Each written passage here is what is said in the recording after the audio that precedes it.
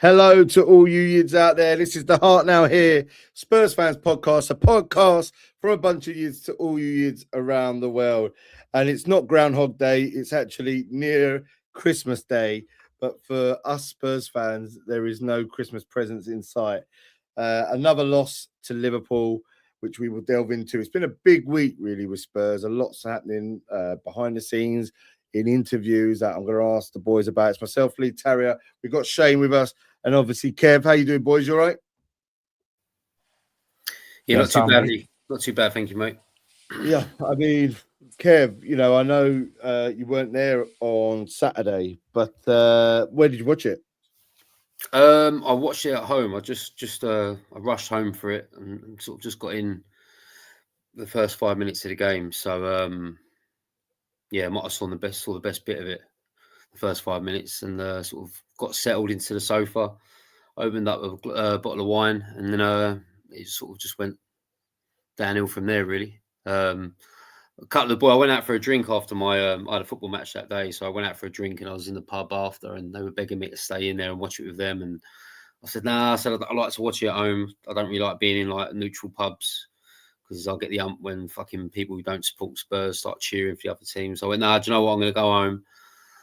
But yeah, I kind of wish I fucking stayed out now and got on the piss properly. Probably would have got through it a bit easier. But no, I come home and watched it, and yeah, obviously really disappointed. I mentioned last week, I didn't fancy us anyway, but then obviously the way the game went as it went on, it just got harder and harder. So yeah, it doesn't surprise me, mate, to be honest, that we didn't win.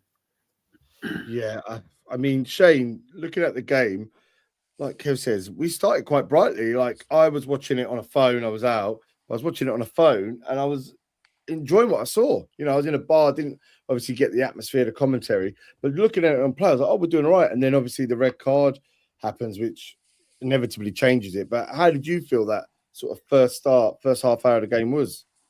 Yeah, it's what we need. I like the press. I felt like that was something that we've been missing recently. So yeah, going out there and pressing, it was like we really wanted it. And exactly like you've just said, the red card changed everything. And it's just crazy, just utter madness. Why is he? I think obviously he lost the ball just before, and his head must have gone a bit. But yeah, I just don't get why he's doing it. And then obviously I'm sure we'll go into it, but the Romero one's even worse for me. But yeah, it's mental. It's just like I was saying to my mate. It's just he said, "Oh, you've got to be positive. You give it a go, and you were really trying, and blah blah." And I said, "It's just always us though. Why can't it be we're trying and then we get a result out at the end? It's just always us at the minute."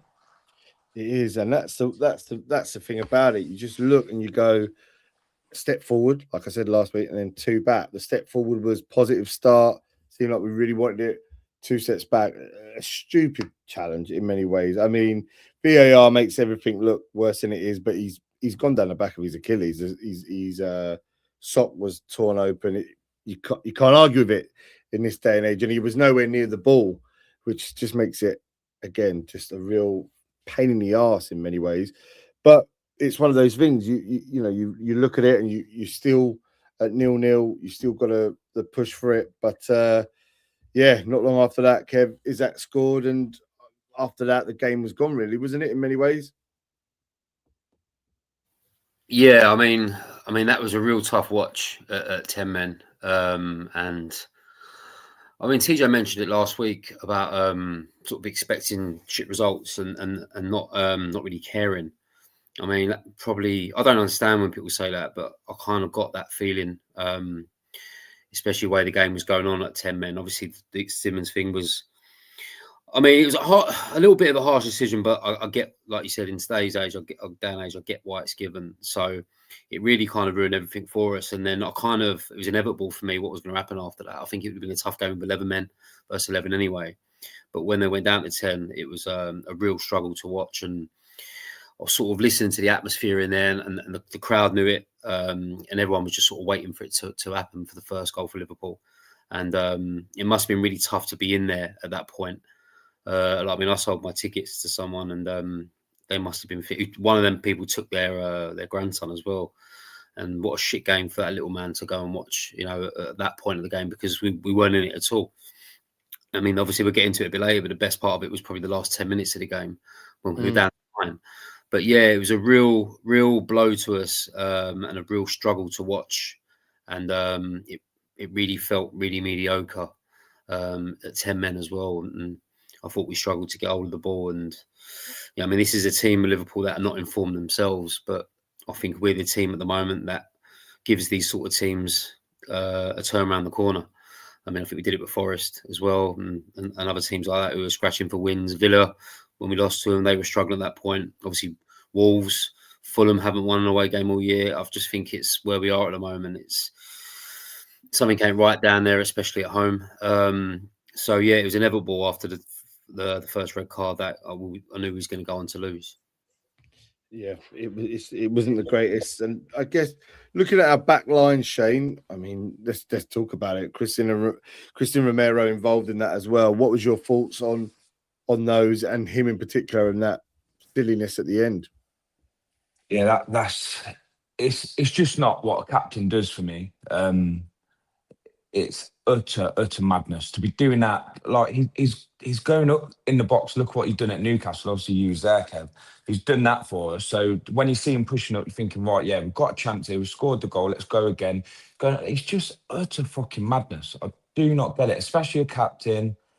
We're chasing that one extra goal, and people say and they take the piss, but they say maybe he's doing it to get the Christmas time off. Obviously, you get a couple of weeks off and stuff, and you'd like to think that isn't the case, but yeah, it just baffles my head why he's won the free kick. Just leave it, get the free kick, try and go again. We've just scored one. There's a chance of getting a draw here. Now, not only that, we lose the game. We don't get the draw, lose the game, and we're now without two players for, well, 2 yellows. That he just missed 2 games, is it? I'm pretty sure. Is it one? If it's 2 yellows, I'm not sure. Yeah, I'll have to look into that. But yeah, I'm sure we are it's going to miss 2. him. Yeah. Oh, it might be. Yeah, that's worse then. Yeah. But yeah, and obviously Xavi's straight red. That's 3 games. So, and then the 3 coming up, as Kev said, it's before the season. You probably look at them and think, yeah, hopefully go on and get 3. But I just don't want to play anyone at the moment. I just the way I'm feeling. Yeah, it's kind of back Mourinho Conte days. I'm just not looking forward to watching them at the moment. I mean, I'm going down again in a few weeks and stuff, but I really don't want to at the minute. And it's a bad way. I text Kev after the Forest game and said the first time I can remember in years and years and years, I turned the game off. I reckon there was only 8 minutes left, but I literally could not watch anymore. Yeah. And turned it off and I texted Kev and said I went out for a walk. To be honest, I've only just fucking got back from the walk. That's how pissed off I am with them. But kicking lampposts and car doors all day. I know, yeah. Can do my nuts in there. I mean, yeah. You know what it is, Lee? I think with the Romero thing, I think, and the Simmons thing, when they make these decisions and these stupid decisions in games and things, I think a lot of it's is built up frustration as well. I mean, I see that with Simmons a lot. I mean, he's very lightweight. He wants to be on the ball, gets moved off the ball a lot in this league, and he rats around and he can't tackle for shit. So I think he just gets wound up. You can see that in his body language, and I think that might have been the reason why he ended up doing that silly thing. And I think Romero, I mean, before Romero got sent off for me, I thought he was like really pumped up. He was fucking running around everywhere, out of position. And like Shane Sam, when it's your captain, it's really not acceptable. You know, you've got young players in this team that look up to captains in every club. And you sort of follow suit and you listen to your captain. He's the one who tells you in the change room where you've gone wrong. And he's like basically like he's the manager's second in command in some sense. So when he goes and does things like that, I don't know what sort of example it sets. And also for him to do things like that, I mean, there's some managers that we've had in previous times where I don't think that's allowed, and I don't think players make them stupid decisions. I think with the manager we've got at the moment, now I don't know what happens behind the scenes, but he doesn't strike me as somebody who would read the right act to people in that change room. I'm not sure. Maybe he is, maybe I'm not. I'm just going off what I feel. And is that a reason why these players can go out and do stupid things on the pitch and your Spence and Van der Ven, fucking ignoring him the other week. Romero deciding to just go run all around the fucking pitch to try and hurt someone and then punch someone in the chest in front of the referee. I don't know. I don't know if it stems from just a bit of I don't really give a shit and I'll sort of do what I want. And in this period at the moment, there's a lot of frustration around the club from the supporters. I mean, playing at home at the moment must be the worst thing ever when you're playing shit because they'll get 4 wins in 2025 at home. Yeah, I mean, I think the home fans are expecting it, so they're on your case from the off. And if you don't start well, they'll let you know about it. And then I think these type of players, the players we've got at the moment, some of them, especially the more senior players, I don't think they like it. And I think you can see that in their game sometimes on the pitch, especially at home. And it's just a bit of I want to question how much you care and how much you want to fight. And I'm asking you not to throw your toys out your pram and do stupid things on the pitch.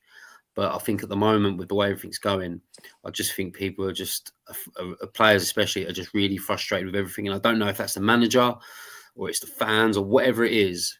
But at the moment, something really, really isn't right down there. And it's alarming, really, going into a transfer window because, as the board, you've got to be having one eye on there and thinking like, how much money do we give this guy in January, or are we going to be letting him go in February or March? It's a real crossroad. It's like, at the start of the season when we had that good start, I imagine just us at this point, languishing around 5th or 6th, 7th, something like that, maybe sort of knocking on the door for the top 4 spot.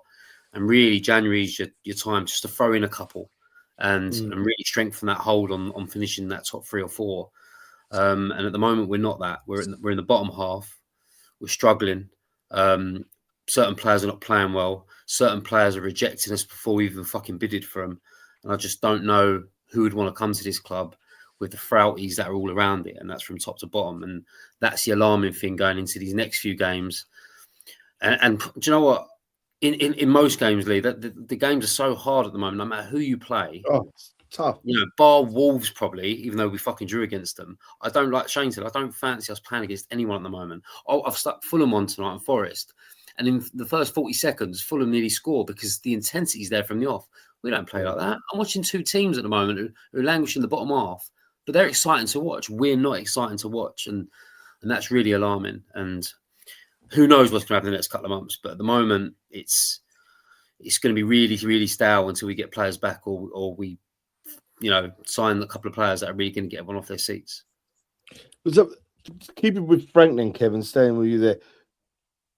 Did you listen to him post-match? And how do you gauge what he's saying and what he's... Do you know what, Lee? I haven't. You'll have to tell me what he said. I've since Spurs finised, I've really just fucking switched off. Shane, did you see it? Just to ask, have you heard his comment? Again, mate, I was on my walk, so...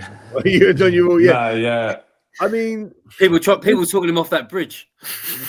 Yeah, I mean, just to be... make sure you don't. But he basically was sort of saying... I think overall it was a good performance tonight. Proud of the players and the team and how they responded. He said, I actually think the first 30 was also good from us and how we responded to setbacks through the game. Something we've been working very hard on because that is the biggest thing the best teams need to do, how we respond to setbacks.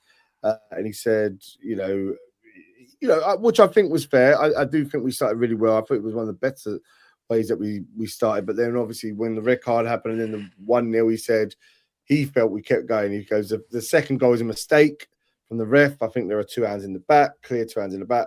I don't understand how you can do that. He's obviously talking about what he thinks. But he goes, I think decision, Lee, I thought. It was a poor decision. And he's fair there. And when it comes to Romero, goes, I think any player needs to control their emotions and be cool-headed. It's not only because you're a captain that you need to be exceptionally cool-headed. That's also always good, of course. We're talking about a very passionate player. It's been very good for this club and team in many years. He said the crowd were excellent. The fans were excellent today. I think they kept us going throughout the game, and especially that last 20. They almost sucked the second goal into the net. Unfortunately, it didn't happen. And when they asked him about the home form in 2025 throughout, obviously he's only been here for 3 months, but he said, I think it's fair to say, I said from the beginning that it's so important that we do everything we can to make our home a fortress. There was a few bits that didn't go away. If Mwani's shot goes in at 1-1, there's something different. There's a little bit of margin, but he goes, overall as a club, we need to make a home very difficult to us. And he says what you'd expect any manager to say and stuff like that. I think how he chats. I like how he chats. I think he's he's not a silly man. He doesn't get too highly emotional.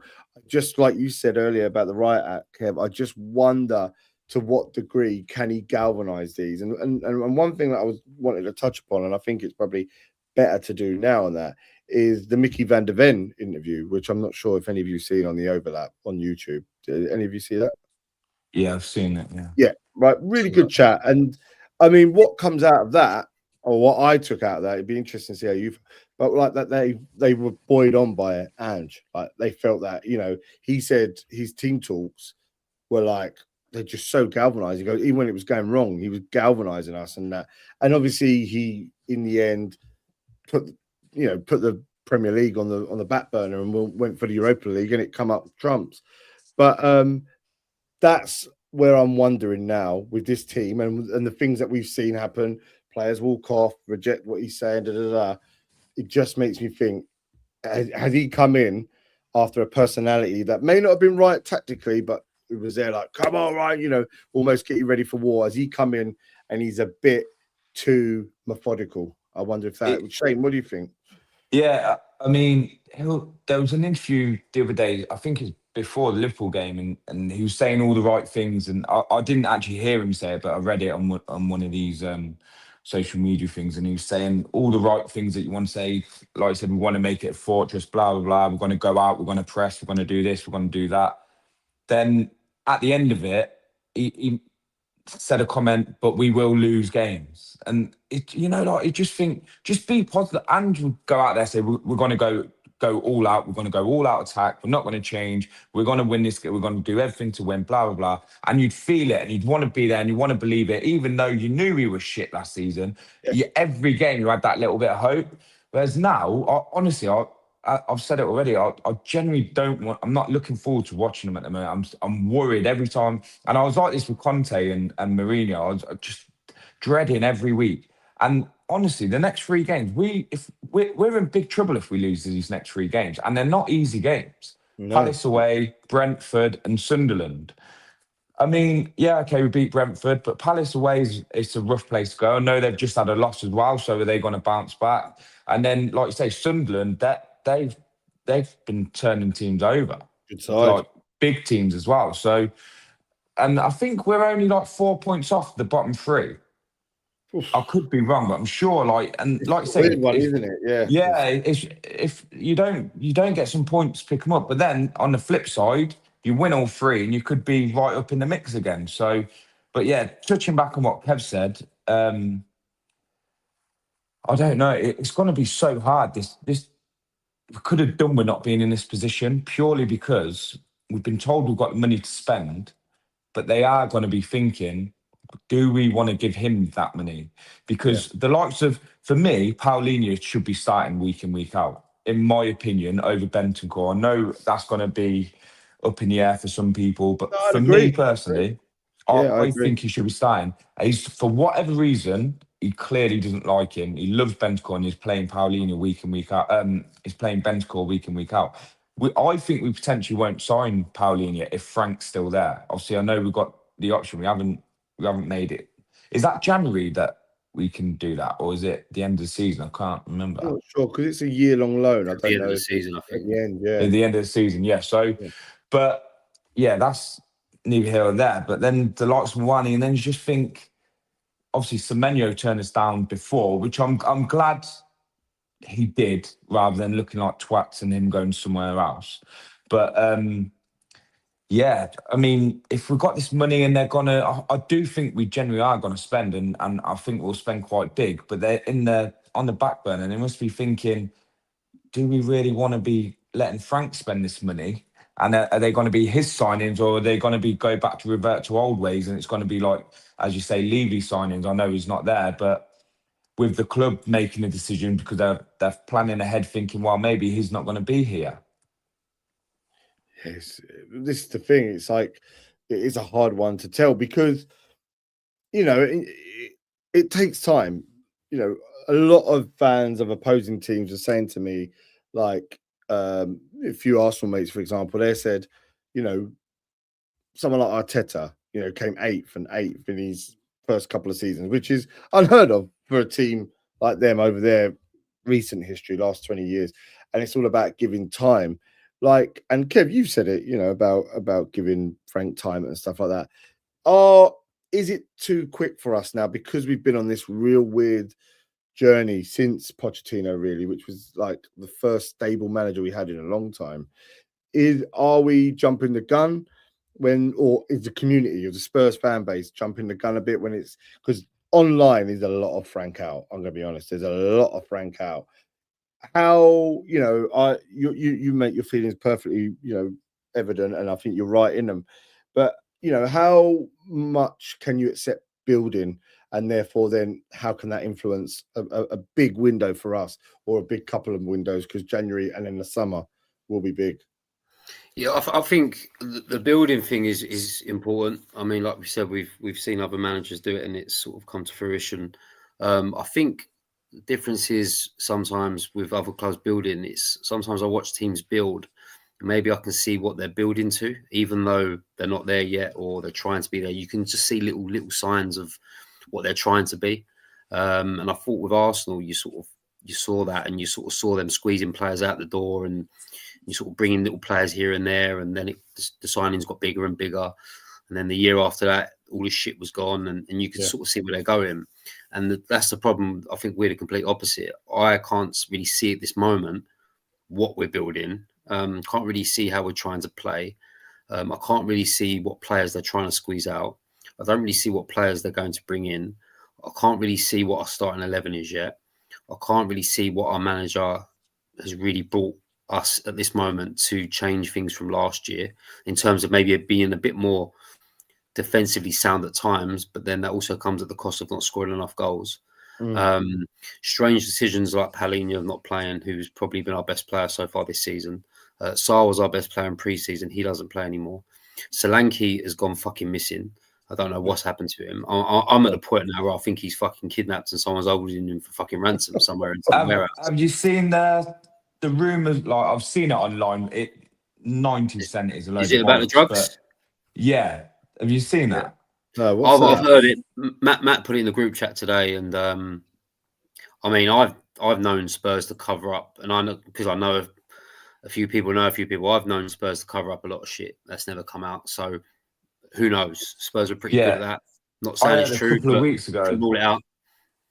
Yeah, that Lee. Yeah, basically what it was that he did have the operation, something on the foot, but then they were saying that he failed a drugs test, and that's what, obviously, whether it's true or not, none of us will know and probably will ever know.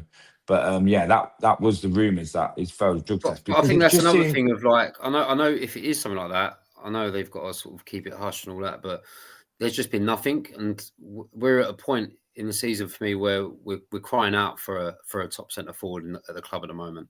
I think maybe Moani's just finding his feet a bit, but he's still not really what I'd want up there. So people want answers, and we're not getting them in that sense. No, and we're frustrated as supporters, like with everything else going on in the club. And it's just a bit of a mystery at the moment of where we're going. We've sort of said that minimum this year is for me is a Conference League. That's by going from what we bought in the transfer window in the summer and what I think we should go and get in January. I still think that should be the target. If anything, I mean, listen, I think he's going to get the season regardless. I said on the group chat today, if he lost maybe his next 6 on the bounce, things could go early. But I think that the aim is to give him the season and probably give him another transfer window in the summer, providing we don't finish fucking as low as we did last year. That also depends on cup successes as well with the FA Cup, and obviously the Champions League is just going to be a bit of a journey to a point. So he's going to get the season for me. January's massive. Players coming back's massive, but at the end of the season, if he doesn't get in that top 8 or top 8 for the Conference League, if there's no European football club for me, I think he's failed as a manager. And I know he's good mates with that Lang, and I think that was one of the main reasons we actually got him in the first place. But this is where the new owners, the chairman and the Lewis lot, they all come in and go, we've turned around and said, look, Levy's gone. We want to put the fans first. We want success, and we can do everything to it. But keeping a manager in who doesn't get us European football for me isn't a success. And I don't care how much the director is best mates with him. We pay a lot of money down there. We travel everywhere, and we deserve a bit more. And these players at the moment are not playing for the badge. They're not playing passionate, and that upsets passionate supporters like myself and you guys. So, for me, he's got the season, but I do think if he lost his next, I'd say four or five on the bounce, I think it's inevitable that someone else will come in for the end of the season. Kev, his next. Go on. Sorry. Sorry, mate. Sorry. I think his next three, mate. The third game is on the 4th of Jan, which is Sunderland. I think he loses them 3, and I think he could go after the Sunderland game. I pray to God it doesn't happen, obviously, but purely I think because of the transfer window, I think. Yeah, I don't. Why are we even talking like this? It's mad. If they didn't think that he was going to pull anything out of these next 3 games, I think they would, especially before a window. I'd like to think they'd pull the plug on him before the window and get a new manager in with new ideas. But I'll be honest with you, I don't really know who's out there to go and get. No, there ain't. So, to be fair to TJ, he said on the group chat today, he went, I don't really see the positive in sacking him at the moment. I think we've just got to go all out, and I hate mentioning them lot, but all out and go back him all the way. If they're that confident in him, they must see something in it. And yeah, okay, he did okay at Brentford. There's obviously something there, whether we like it or not at the moment. It's shit, but I know he's known for having slow starts, but maybe just give him, as you say, Kev, give him the season and beyond, and give him a chance to build. And then if it doesn't, then work. But Shane, it's that thing, isn't it? It's that thing. Can you see anything what he's trying to build at the moment? No, because it's a change, isn't it? It's week in, week out. He's changing the formation. He's changing, the lineups, and then when he does stick with it a little bit, every single one of us. It's not. I'll speak to a couple of people. They say, "Oh, why are you moaning this or that?" Like other fans. But speaking with you guys or any other Tottenham fan that I know or down at the ground, we're all saying the same thing. Why is Paulinho not starting? Why is he not starting Muani or Xavi as a 10 or whatever it was he was doing? We're constantly all saying the same thing. And it's just like, how can he not see that? Yeah, that's one thing I would agree with. I think everyone sometimes has got different excuses and reasons why things are happening. But I find, I try not to read a lot online, but I end up reading it. But especially the boys on the group chats, and when I go down to Spurs in the bars and all that, it is the same. We're all on the same hymn sheet with what we think's going wrong at the moment, and that's where, if everybody knows it, surely the club's got to know it. But who knows? This is the thing, though. I'm just thinking, though, because I do think he doesn't know his best, or he's changing it, and we think we know what's right. And I'd agree with you guys in that. When we talk about him and backing him, as Shane said there, and going full way with him, that means time. That means transfer windows. With the squad, how good is this squad? We had a manager in our hands that we know what he was all about, but we won a cup, but we came 17th. We're better than 17th. I know that, but again, we're 13th here with a new manager, new ideas, same sort of players. If anything, he's had a fitter squad.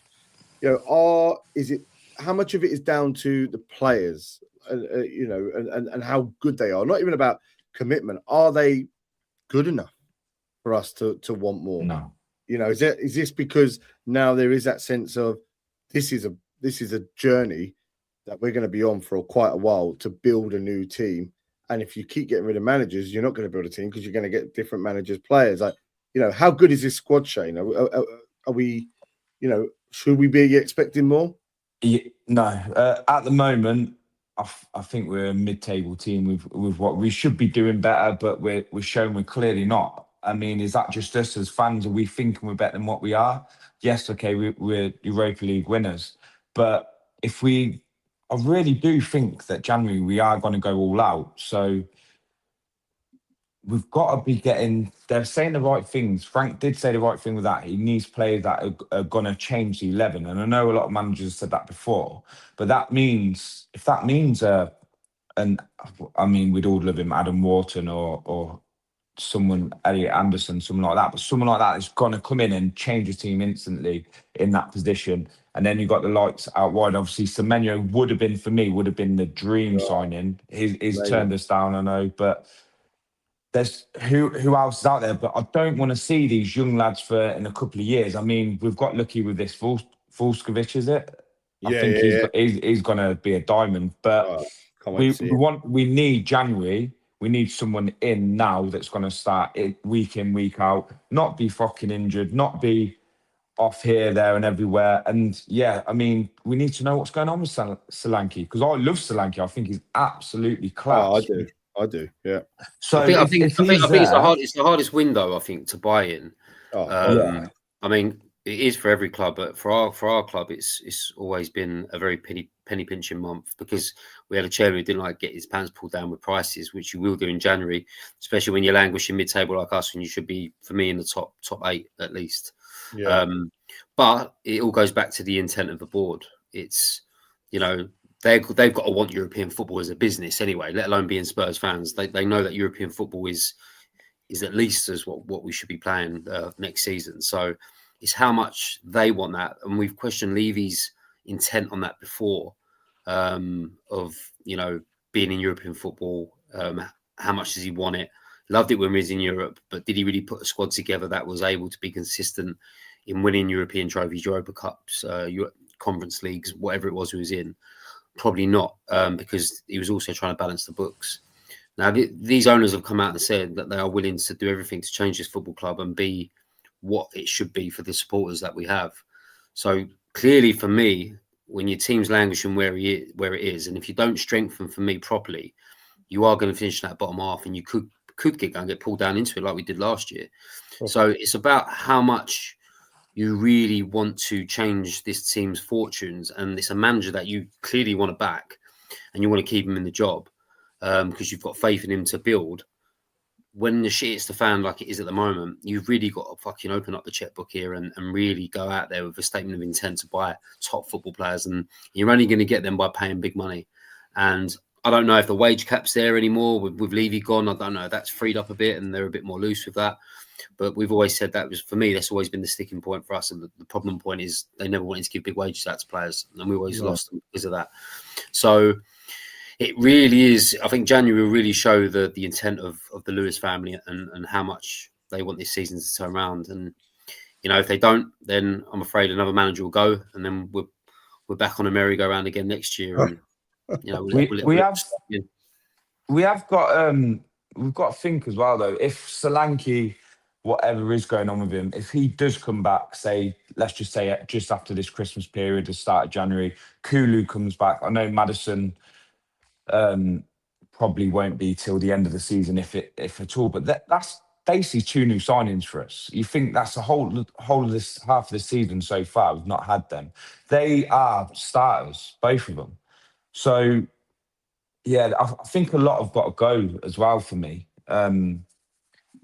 Johnson, Richarlison. It's not all going to happen in January, obviously not. But I think we need a big shift out. For me, what topped me over the edge with the Forest game, seeing Ben Davies come on for me, was that was the end for me. Fair play to him, brilliant. He's a legend of the club, and I'm grateful for everything he's done. He should not ever be near that starting, even coming off the bench for me, ever. I just do not get it. And you're losing the game and you bring him on, you just think, what the fuck is going on? Joe, what, Shane, you're right? Because that was ridiculous stuff. For me, that was, I've given up on this game. Here you go, Ben. Let's get some rust off you, which clearly is not good enough. But I'm looking at that bench at the moment, and I don't really see where my game changers are. So obviously the squad may be stacked, but is it stacked with the quality that when we're 2-0 down against someone, we can bring 2 players on to completely change the game? I don't know. But Tell has changed games, Kev. Tell has come on, Tom, and he's not bringing him on. He's not. Yeah. But every time he has come on, he's done something, whether scored or assisted. And I mean, Johnson came on against Liverpool, right? And I mean, how is he getting on the pitch at the moment when he's probably been one of the worst players so far this season? It's Tell just like can't get near there. It's like he's playing Matt, I tell you, it's like playing Championship Manager. You know, when you want to sell someone, but you know you want them to keep playing, but once they're unhappy on there, the morale goes down, and it's like he's He's plucking these players out like Davis and Johnson and just going, here you go, look, you're still part of it. Keep your morale up. Here you go. I'm going to put you on here. And it just doesn't work. And I mean, listen, successful teams gone by, and I'm even talking about teams this year. When I watch Aston Villa and I see a John McGinn, or I watch Sunderland and see the way Granit Xhaka fucking runs around for him. I'm watching Fulham and I see the way Harry Wilson's bombing about all over. I just see all these different teams that are around us, and they just play with a bit more hunger than us. And that's where I'm hoping it isn't a mentality problem with players and the coach, because if they don't want to run around for you, I mean, listen, you spoke about Ange, right? And we saw his speeches before we signed him, before we got him into the club. And then we saw some of I remember the pre-season one at QPR in the changing room and that stuff. And listen, I've played for managers, like even just playing football myself at a decent level. And I've had managers, right, that know absolutely fuck all about coaching, drills, nothing. But you'd always have someone there to do that. But the manager would be the one in the changing room that tells you the life stories, tells you this to get up for it, like Ange does. And sometimes that does, like you said, Lee, it does rejuvenate you and it makes you go, do you know what? Like when Ange talks about his dad and stuff like that. Like you want to run through brick walls. That shit would get me up for it. And I just don't know. I just don't know if Frank does that. And I think that's where something's amiss at the moment in terms of, do they really want to roll up their sleeves and go out and play for him? I mean, if he was really in the shit, I don't know if you'd get a tune out of him or not. And that's the worrying thing going forward.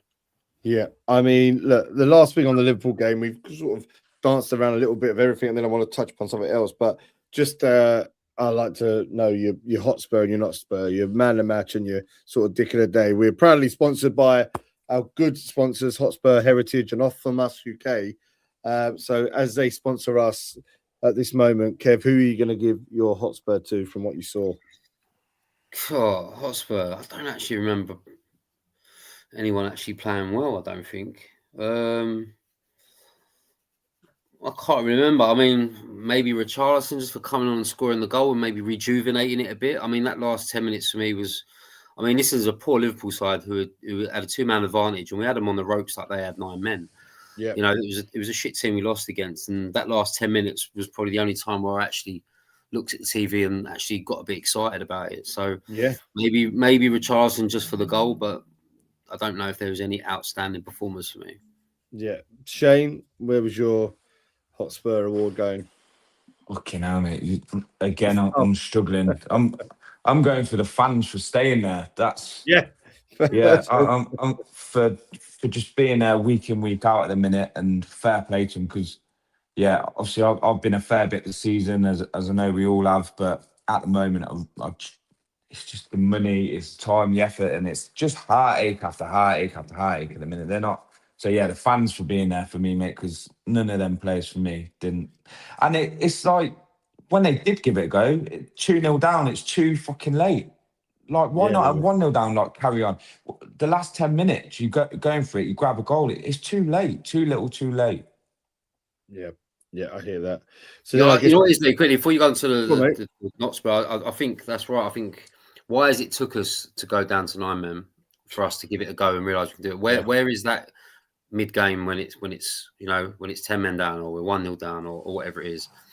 I think, again, I think it goes back to the supporters. I think once we started creating a bit towards the end and we scored, I think the fans got excited, the crowd lifted, and it maybe got them players up for it, where the majority of that game, that place was like a fucking morgue. When I was listening on the telly, I was like I said to you, I felt sorry for the person that I sold the tickets to because they've gone and watched that.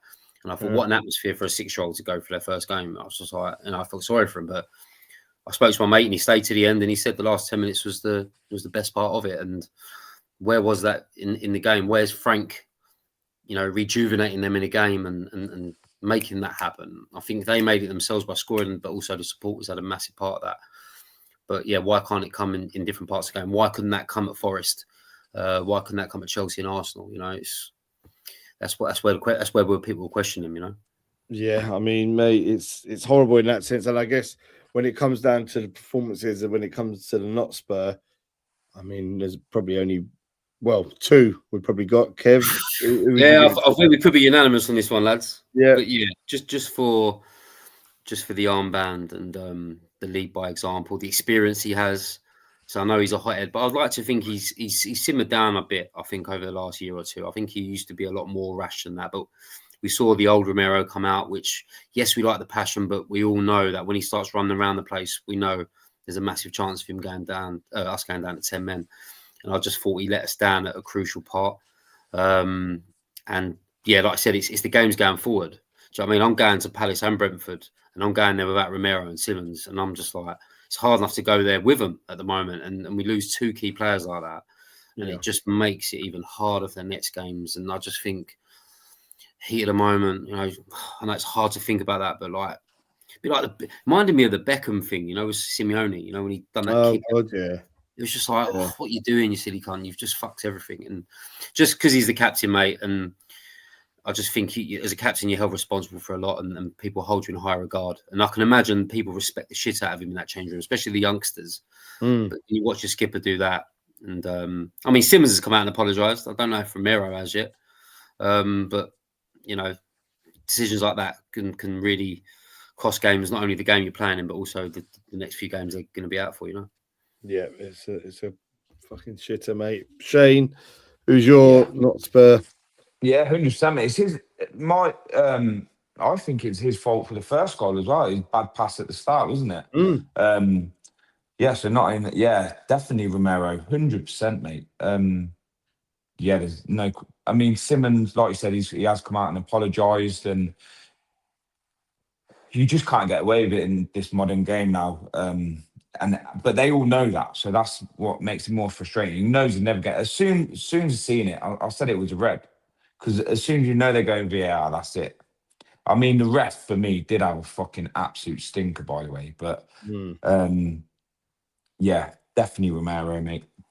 Yeah, I'd have to agree with you.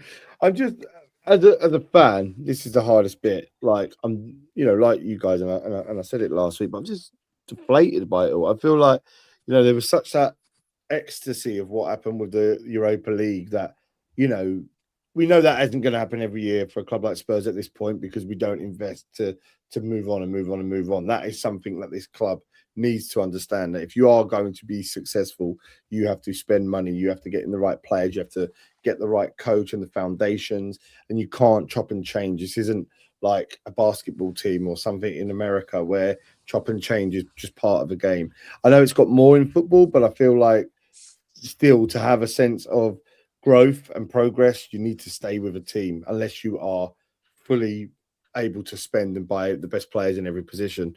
So the hard thing for me is I'm just very deflated, because you want to come in to this new season and go, all right, you know, it was a great journey, but it was a chaotic one. We've got a guy in now who, you know, is methodical and done the right things at a lower club.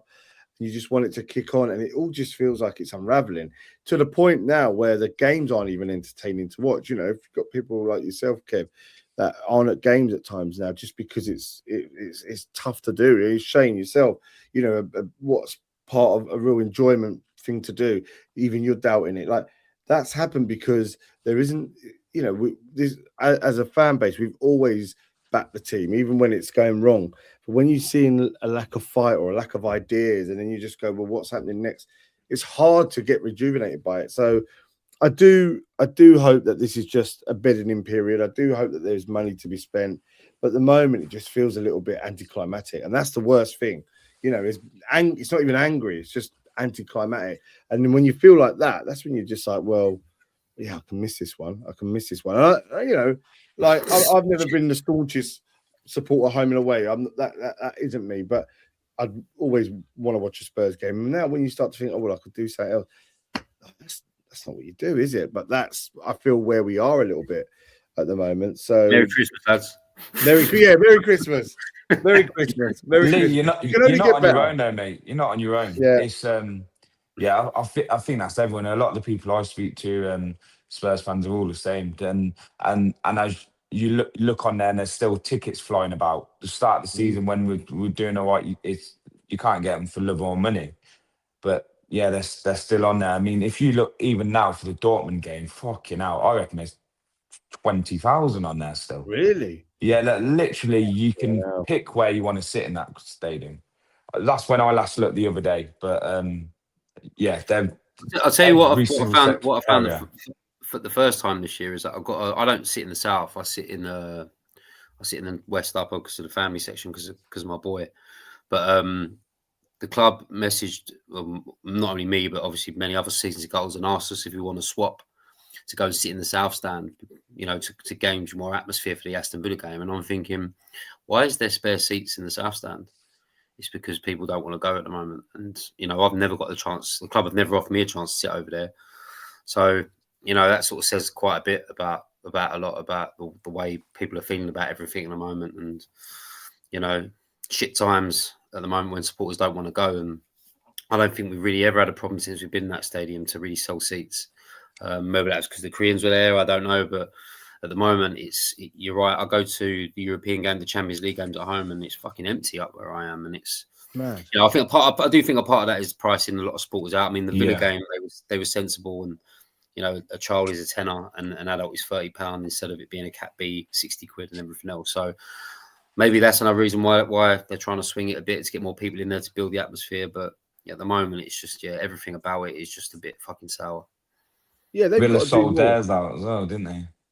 Yeah, Fucking 9,000, I think they're bringing down. Or something like that. They sold out in 22 minutes as well. but they've I got mean, to do more.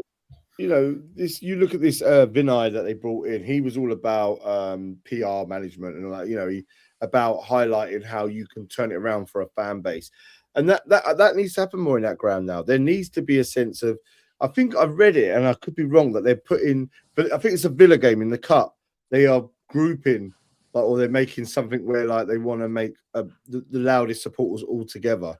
I'm sure I've read something about that. Maybe one of you knows about it, but you know, there needs to be more done. One, to make this an event. You know, whether you win, lose, or draw, we can't ever guarantee that. This isn't, you know, it ain't wrestling, or, you know, it ain't the theatre where, you know, you're going to have a story that starts and ends. This, it could end at half hour with a red card and fuck everything up. It could do it in 2 minutes. Like, there needs to be more done to make people want to come down to Spurs and feel like they're all together. There needs to be a real sense of in that stadium that, like, fucking hell, we are up for this. Because I started to see that with the Antrim. It was unmissable. The song like I said, Leo, I do think that's a massive thing to do with pricing, I think, as well. Yeah, I mean, it like, is. When you've got the best players in the world and you're playing great, I get why you charge it. You know, I mean, you like everything. You don't pay fucking £200 a ticket to go and fucking see, I don't know, Right Said Fred, do you know what I mean? But you'd pay it to go and fucking watch an Eminem concert. You know, it's as simple as that. It's when we ain't playing well, you can't overcharge your supporters, because there are so many people that want to go to that stadium who doesn't have the chance to because they're outpriced.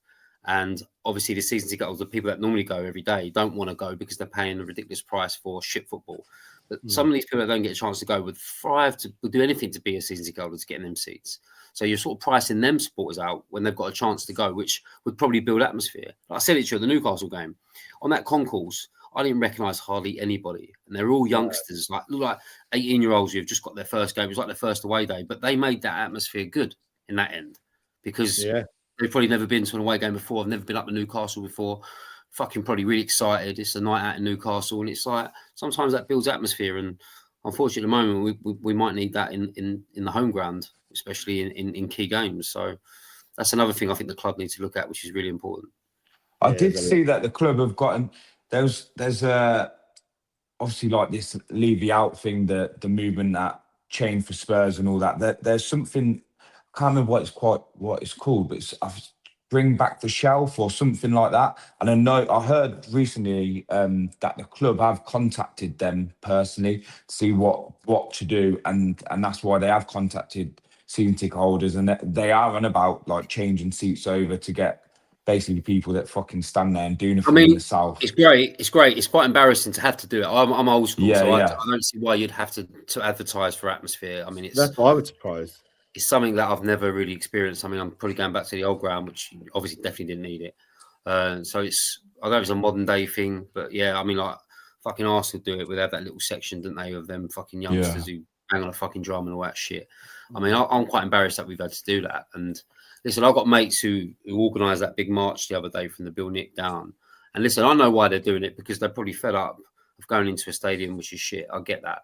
But at the same time, I think it's really embarrassing as a club that we have to do that. We have to tell people to let's all join up here. Let's go and march down. Let's get on the concourse. Why should we have to make that? Why can't that just be a natural thing?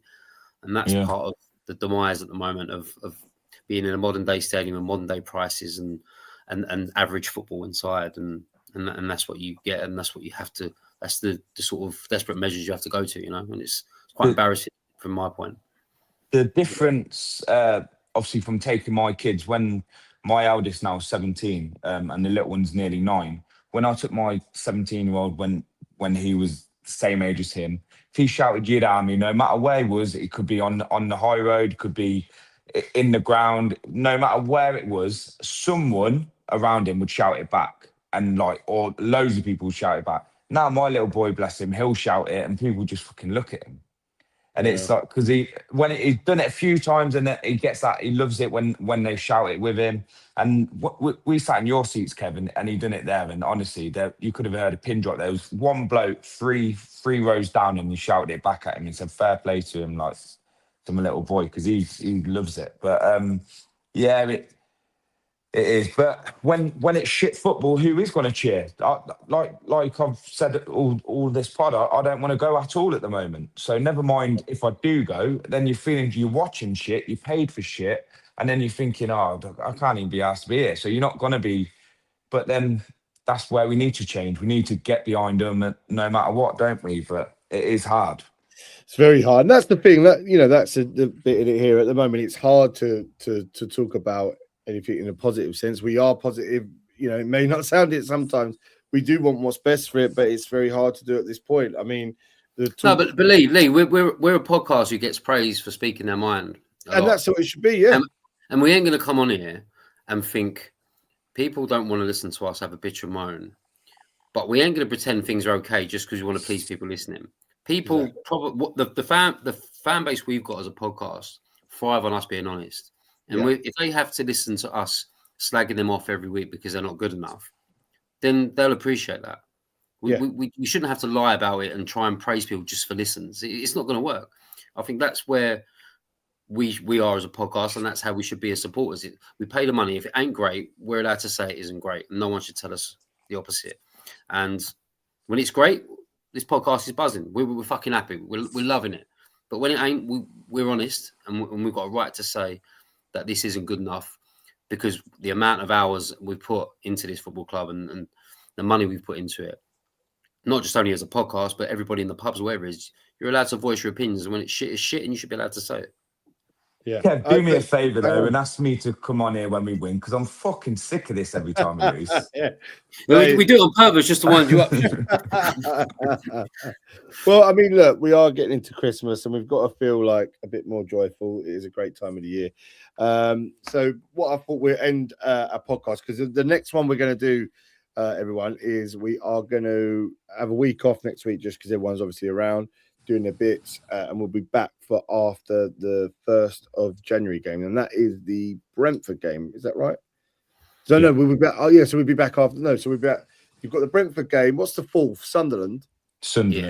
Yeah. So we'll be back after the Sunderland game. So we'll wrap up the Christmas period, and who knows where we'll be at that time. One thing I did want to say quickly is about the Paratici thing and how you think that's affected it, because apparently he's on his way to Fiorentina. So I mean, is he with us at the moment? I don't know if he's with us. Is he with us? Well, he was meant to be. Spurs? I don't know. As far as I knew, he was, but it's a really hard one with him. But I think he was. Yeah, I think he was part of this club. I mean, for me, I think he's done a fantastic job in the players he's brought in, and. Yeah. Unless he's been offered more money or whatever. I mean, like I said, I remember watching a Football Agent documentary a while ago, and he was quite integral in it. And listen, that geezer, when he wants a deal done, he won't have his pants pulled down over a deal. He will fight tooth and nail to get that deal done. And if it ain't good enough for him, he'll walk away from it and go and find something better.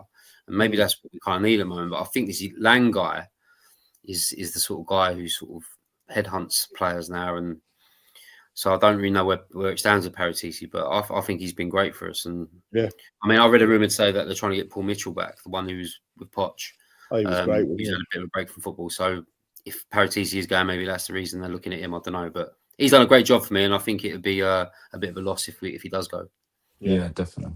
Yeah, I see that. So yeah, as I was saying, we'll end it joyfully. We'll do an end of year quiz. I'm going to ask you a question each, lads. 5 each, one after the other, and they're all about Spurs in the year 2025. So everything is about this year just gone.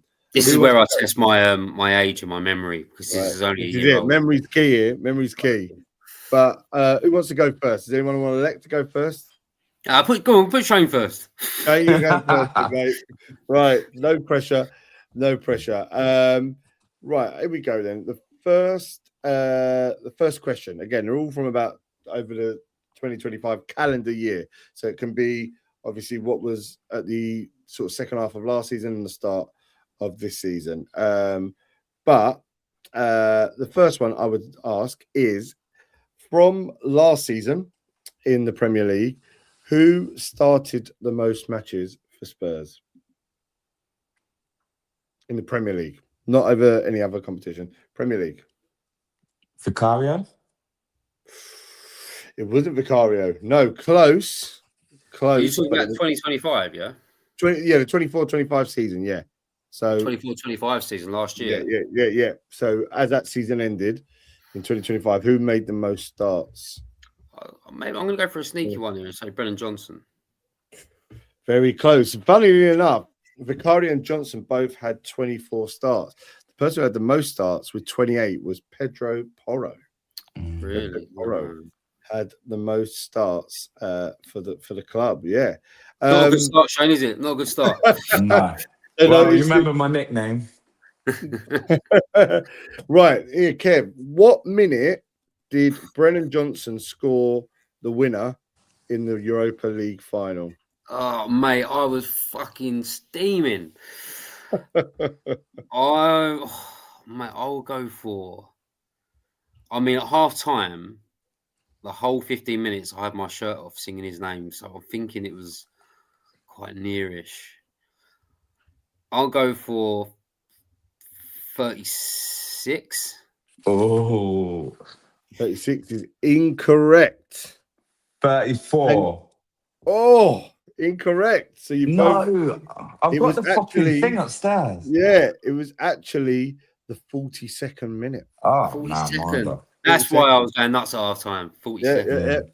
So you've both missed your first question. So 0-0 still. Back to you, Shane. Our first game of the season, first game of the year, was at home to Newcastle. What was the score and who scored for Spurs? Newcastle.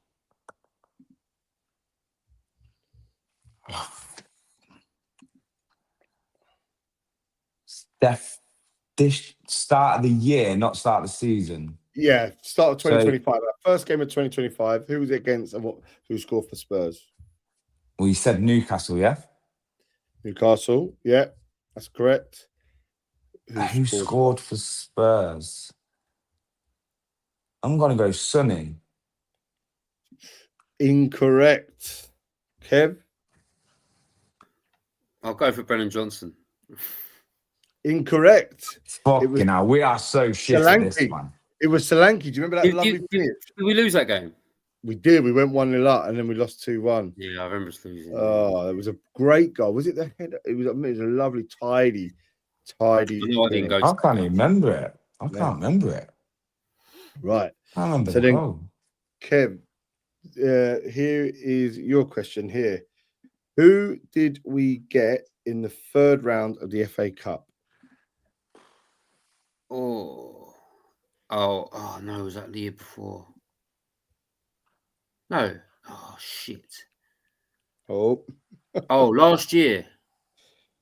Oh, it was that, fucking hell. Tamworth, correct. It was Tamworth.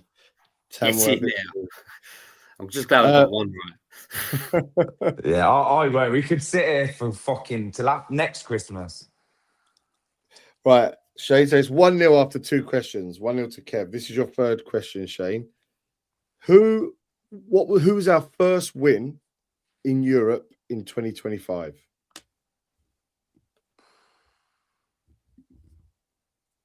So he was in the Europa League. Sake. But yeah, I know this. No pressure, Shane. I think I know it. Yeah, go on. I'll let Kev have a go, and if not, I'll have a go. Go, Kev, first. I can't fucking think. Was it 2020. Elfsborg? No, Oh, fuck. it wasn't. Check that out, because that was in fucking January. It was in January, Fuck. but it was a week after this game that I'm mentioning now. Bollocks. Not Frank. Was it Frankfurt? Close. It was Hoffenheim. We won 3-2 away. Madison scored. We were yeah, I remember that. we were 2-0 up in 20 minutes. They got one back in the 68th. Son scored again. Son got 2 in that game. Did Madison score in that? Yeah, he scored that the first. wicked ball from Porro over the top. Yeah, that was superb. He ran on, didn't he? And he just finished it. Right, then let's go a bit further then. Right, so when our round of 16. So whose question is this now? It's Kev, this is your one, isn't it? Yeah. Who scored 2 goals for Spurs in our round of 16 3-1 win over AZ Alkmaar? Oh, I was there for that. And me. I was there. Fuck's sake. You know what it was, that game? I was fucking about booking the tickets for the next game, by the score. Oh, yeah.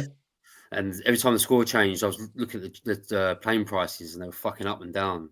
And I was just trying to get the best deal. I'm going to go for Richarlison. No. Fuck. Shane. It's what happens when you drink 4 games. Shane, do you want to steal to get it back 1-1? Was it Sarr? No. 2 goals came from Wilson Odobert. Oh my God, what one? Yeah. I don't even remember. Yeah, 2 goals. Good finishes. Right, Shane, back to you. So it's 1-0 Kev still. Is this the 5th question? No, it's yours. This is yours, isn't it, Kev? No, Shane. No, Shane, yeah, this is 4th question. Yeah, that's what it says. 1-0. Shane, this is your 4th. What was our last win in the 24-25 Premier League season? Who was our last win against? Oh, man, I'm so bad at this. My memory. I told you last time, Dory. As soon as Kev said today we've got a quiz, I was like, you should not have asked me. Yeah, not my head's gone, mate. Not a fucking clue. Right, Kev? Right, for me, I've got a shit memory as well. Random guess, I'll go for Everton. No, I was actually at this one. It was a really timid affair against Southampton. Yeah, we beat them. I didn't go to that game. 3-1. My little boy will be screaming at me. He can reel off all the results. He's so good at it. Do you know what? You're right. I mean, Cody would be great at this game. Yeah, that's the thing. We remember. If I ask you stuff about a game in March of 1995, you'll know it. I'm answering it, without doubt. Right. Going on to the next one. Who scored, Kev? Who scored our first goal in a 3-0 win against West Ham earlier this season in September? Oh, fucking hell. Who scored that first goal? Oh, I don't know. I remember. I think he got this. No, I think he got the second one. I'll go for. No, he got the third one. He got the second one. Who got the fucking first one? I've got 2 of them, but I don't think they didn't score the first one. I'll go for Van der Ven. Oh, that's what I was gonna say. So Van der Ven scored the last one. Oh, fuck. I said Van der Ven. Steal it? No, I would have said Van der Ven, so I'm gonna go. No, he didn't start. Well, Richie didn't start, did he? No. I don't think, did he start actually in that game? I've definitely got it now. He didn't. No, he didn't. No. No, I ain't got. I would have said Van der Ven. I don't know why I thought it was Van der Ven as well. No. So it was Pat Sarr. Remember Simmons put the corner in? Bergvall got there. Bergvall got the header, didn't he? Bergvall, yeah. That was it. So it's 1-0 to Kev after 4 questions each. So now this is going into your last ones. The one I'm going to ask now is, what was our first result in the Champions League this season for you, Shane? It's on Kevin, it. No, it's you, mate. Oh, it's on me. Yeah. Yeah, because I ain't got a fucking clue. I was hoping it was Kevin. I could have guessed after.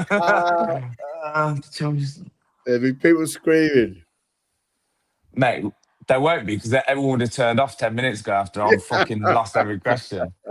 Yeah, honestly, mate, my head is gone. Champions League. I can't remember the first Champions League game this year. No. I was there for it as well. It weren't. Was it Bo? No, it weren't Bodo. No, Bodo was the first away one, wasn't it? I think. Mm. No, my head's gone, mate. Head's fucking gone here. Oh no, I've got it. He's got it. It's the pressure of the time, you see. Yeah, that's it. Yeah. Sorry, yeah. Did you want to know the scorer? What's the score? No, and the team, yeah. Villarreal 1-0. Villarreal 1-0. Own goal, wasn't it? Yeah. Yeah, I was there as well. That game as well. We played shit. Horrible game of football that was. Was that the keeper own goal? Yeah, the keeper fucked up. Yeah, I was there as well. Yeah, Fuck's sake. Yeah, got it in the first minute and then the game. Yeah, I was there, right behind it as well. Yeah. Oh, mate, it's always the way. So, Kev, your last question. You've won it, but to get a 3 out of 5, who has got the most goals and assists for the team this season in the Premier League, and how many? Goals and assists combined. Goals and assists combined. Ooh. Oh, I don't know if he's got assists. Goals and assists combined. I'll go for...